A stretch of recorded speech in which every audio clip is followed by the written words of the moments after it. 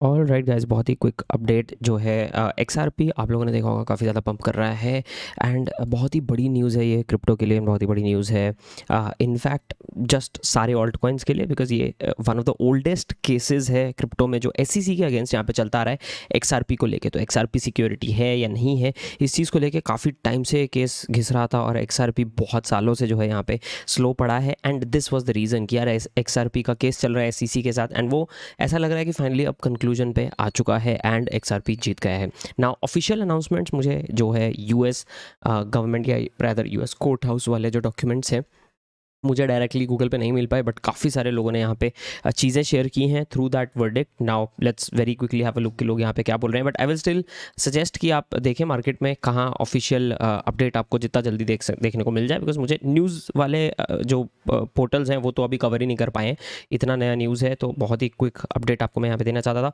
तो पहली बात यहाँ पे ओवरऑल वेरी गुड ही है ऑल्ट्स के लिए। तो यहाँ पे उन्होंने बताया है कि कोर्ट कंक्लूड्स कि रिपल का जो इंस्टीट्यूशनल सेल है XRP का, वो यहाँ पे सेल ऑफ इन्वेस्टमेंट कॉन्ट्रैक्ट था और वायलेशन था। सो काफ़ी सारे लोग शेयर कर रहे हैं कि इंस्टीट्यूशनल सेल जो है वो इन्वेस्टमेंट कॉन्ट्रैक्ट नहीं था, बट यहाँ पे जज ने ये ज़रूर बोला है कि ऐसा नहीं है, इंस्टीट्यूशनल सेल को सिक्योरिटी ही बोला गया है। बट एक्सचेंज पे जो प्रोग्रामेटिक सेल हुआ है वो यहाँ पे हावी टेस्ट जो है उसको टच नहीं कर पा रहा है। इसकी वजह से जो एक्सचेंजेस पे रिटेल यूजर्स को सेल हुआ है, ICO, IO, लॉन्च पैड, ये सारी चीज़ें, this was fine as long as एक ऑर्डर बुक यहाँ पे मेंटेन थी। तो वो जो है रिटेल यूजर्स के लिए यहाँ पे इसको इन्वेस्टमेंट कॉन्ट्रैक्ट नहीं बोला जा रहा है। इसके अलावा bounties, investments using XRP, grants और वो सब भी जो है नॉट कंसिडर्ड सिक्योरिटीज़ में आ रहा है। तो बाउंटीज़ हो गई जो मिलती हैं अगर आपने कुछ काम किया XRP के लिए तो आपको पेमेंट मिला है, वो सारी चीज़ें। उसके अलावा ओवरऑल देखे जाए तो yes agreed, this is a huge win for crypto in general, this is a huge win for XRP of course, but alt coins के लिए काफ़ी बड़ा है। एंड इसमें एक इंटरेस्टिंग चीज़ यहाँ पे आपको ध्यान रखना है, don't do institutional private rounds या OTC, वेरी इंपॉर्टेंट।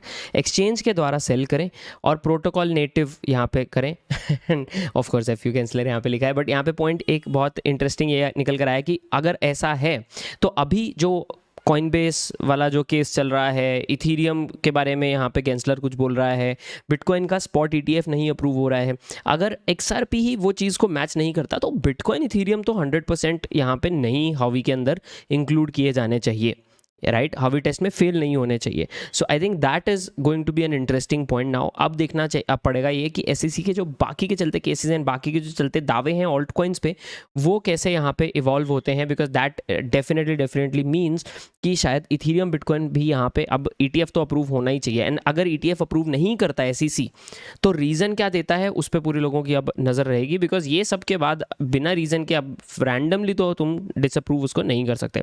इसके अलावा एक important point is exchanges, again big winners, क्योंकि इंस्टीट्यूशनल सेल्स, OTC और ये सारी सिक्योरिटीज़ हैं, इसका मतलब पब्लिक ऑर्डर बुक्स यानी कि एक्सचेंजेस को यहाँ पे अब एक मान्यता मिल गई, एक तरीके से आप ऐसा बोल सकते हैं। तो एक्सचेंजेस के लिए अच्छा हो जाएगा, बिकॉज अब अगर इस तरह की चीज़ें करनी है तो एक्सचेंजेस के थ्रू, पब्लिक ऑर्डर बुक्स के थ्रू अगर होती हैं तो they will not be considered securities. इस तरह का थोड़ा सा इंडिकेशन है, हालांकि एक जनरल स्टेटमेंट नहीं मिला है, but this is a very quick update. इसके बारे में आपके क्या थॉट्स हैं प्लीज़ नीचे मुझे ज़रूर कॉमेंट्स में बताएं, एंड ट्विटर पर आप टैग कर सकते हैं अगर अपने थॉट्स मेरे साथ शेयर करना चाहते हैं। तो I will be available on Twitter as well. Let's have a quick चर्चा ऑन दिस गाइस।